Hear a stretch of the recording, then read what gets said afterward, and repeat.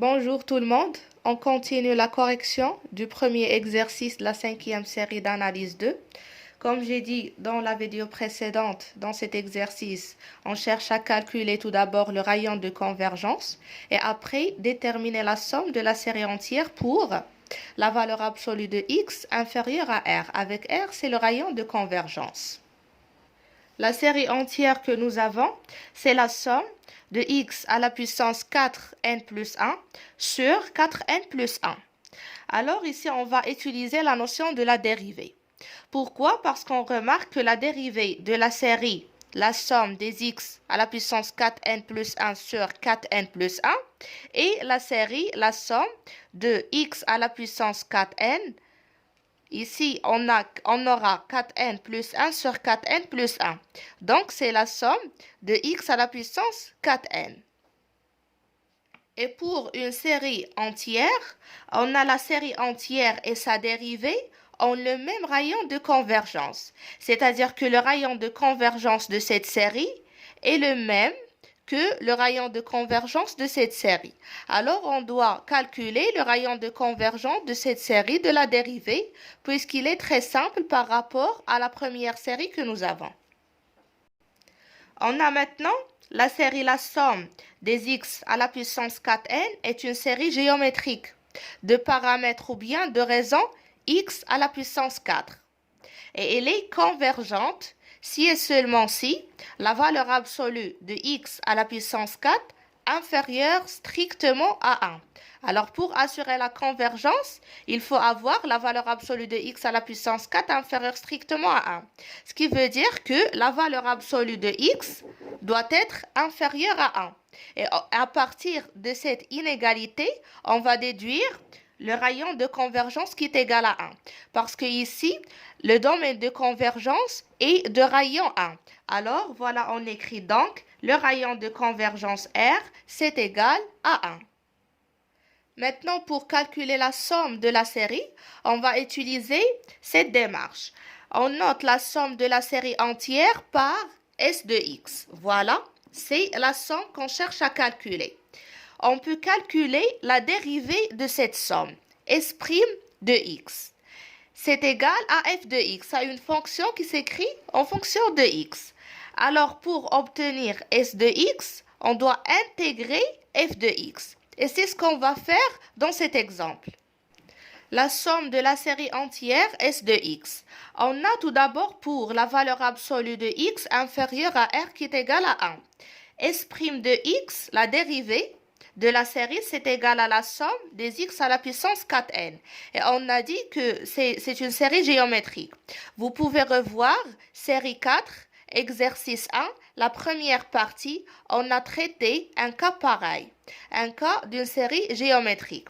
Alors, la somme de cette série, c'est égal à 1 sur 1 moins x à la puissance 4. Alors, on sait très bien que S' de x, la somme de la dérivée, c'est égal à 1 sur 1 moins x à la puissance 4. Alors, voilà, S de x, c'est égal à l'intégrale de 1 sur 1 moins x à la puissance 4. Et pour calculer cette intégrale, on utilise la décomposition en éléments simples. Voilà, on a 1 sur 1 moins x à la puissance 4. Ici, c'est 1 au carré moins x au carré, le tout au carré. Donc, c'est a carré moins b carré. Alors, c'est égal à a moins b, c'est-à-dire a 1 moins x carré fois 1 plus x carré. Et après, le 1 moins x carré, c'est égal à 1 moins x fois 1 plus x et bien sûr fois 1 plus x carré. Donc, c'est égal à a sur 1 moins x plus b sur 1 plus x plus cx plus d sur 1 plus x carré. Parce qu'ici, on a polynôme de degré 2. Donc, ici, on doit avoir polynôme de degré 1. Alors, maintenant, on passe pour calculer a, b, c et d. Alors, pour trouver a, on multiplie par 1 moins x.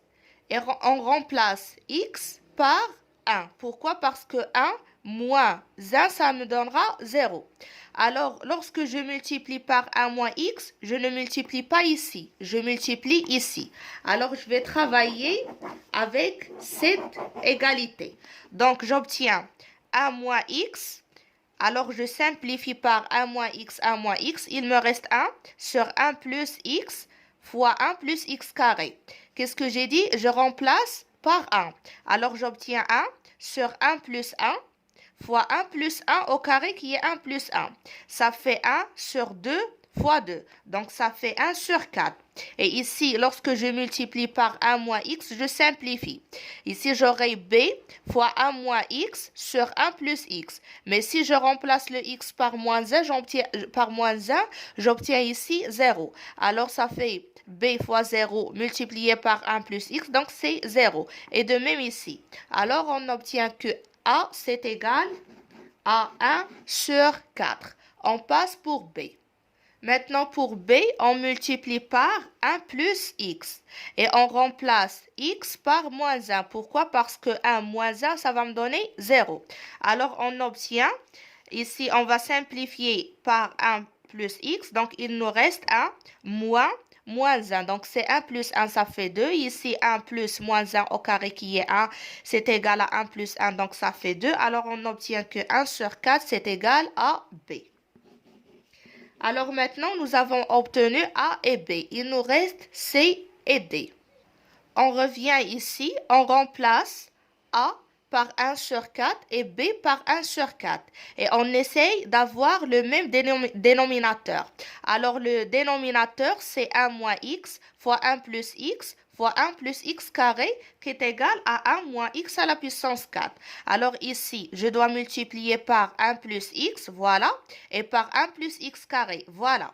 Et après ici, pour b c'est 1 sur 4, je dois multiplier par 1 moins x et 1 plus x carré. Et pour cx plus d, je dois multiplier par 1 moins x et 1 plus x, qui est 1 moins x carré.